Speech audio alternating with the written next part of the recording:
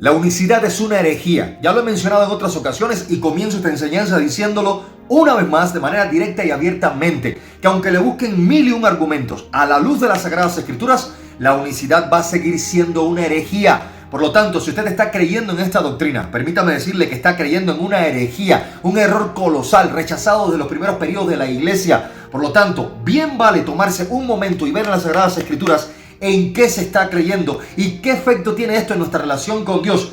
Y un poquito más allá, qué consecuencias tendrá en nuestra salvación. Y lo voy a decir una vez más, a la luz de las Sagradas Escrituras, la unicidad es considerada una herejía.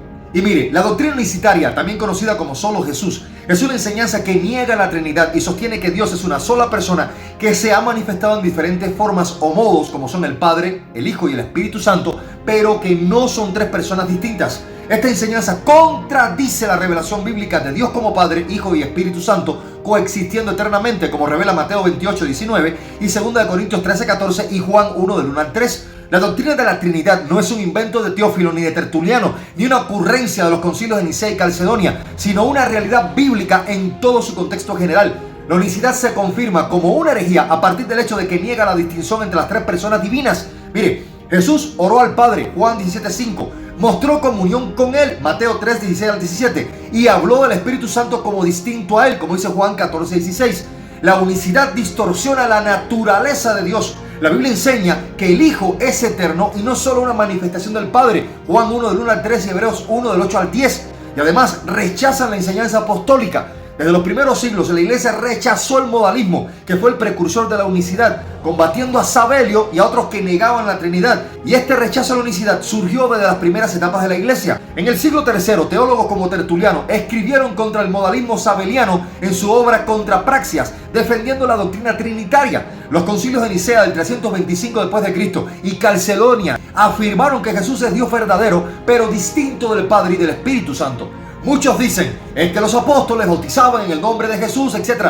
Mire, los apóstoles bautizaban reconociendo la autoridad de Jesús como parte de la sustancia divina o divinidad, el cual es Dios mismo, junto con el Padre y el Espíritu Santo. Pero los apóstoles jamás negaron el bautismo en la plenitud de la deidad. En la Didache, también conocida como la enseñanza de los dos apóstoles, que es un documento cristiano muy antiguo que servía como manual de instrucción para las primeras comunidades cristianas del siglo I o II, fue una de las primeras guías de la doctrina moral y litúrgica y la organización eclesiástica de la iglesia primitiva. Y déjame decirle que en su manual, en el capítulo número 7, dice lo siguiente: en cuanto al bautismo, bautizan así, después de haber dicho todas estas cosas, refiriéndose a la proclamación del Evangelio y la plenitud de Dios, bauticen en el nombre del Padre, del Hijo y del Espíritu Santo en agua viva, o sea, agua en movimiento, con corriente. Pero si no tienes agua viva, bautiza en otra agua. Y si no puedes en agua fría, hazlo en agua caliente. Y si no tienes suficiente, vierta 3 veces sobre la cabeza en el nombre del Padre, del Hijo y del Espíritu Santo. ¿Cómo lo ve? Y que conste que estamos hablando de un documento muy anterior a los concilios de Nicea y de Calcedonia, por tanto, muchísimo antes del catolicismo.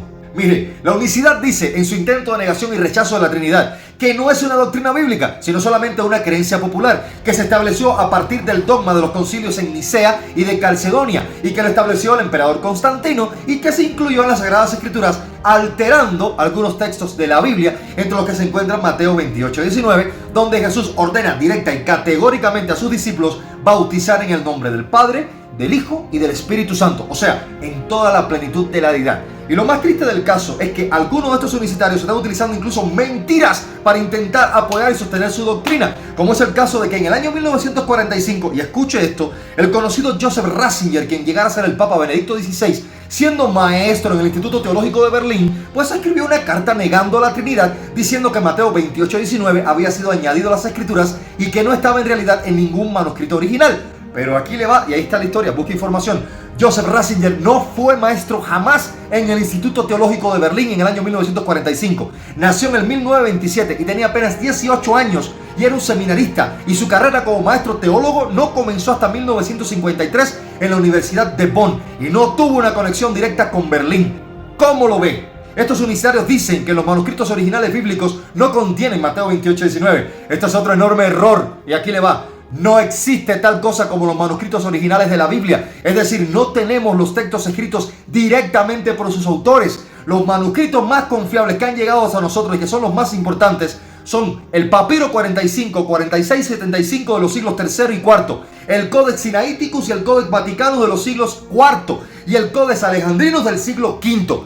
Y tanto como el Codex Sinaítico como el Codex Vaticanus, ambos incluyen Mateo 28, 19, confirmando la presencia de este versículo desde las primeras copias del Evangelio de Mateo. Por lo tanto, la unicidad es una herejía, lo va a seguir siendo, y la defensa que intentan hacer de esta doctrina los unicitarios está plagada de errores que en su intento por establecerla solo terminan confirmando su doctrina herética y que ha sido rechazada desde los primeros siglos del cristianismo. La fe verdadera confiesa que Dios es un único Dios en tres personas eternas, el Padre, el Hijo y el Espíritu Santo, y que fuera de Él, mis amados, no hay Dios.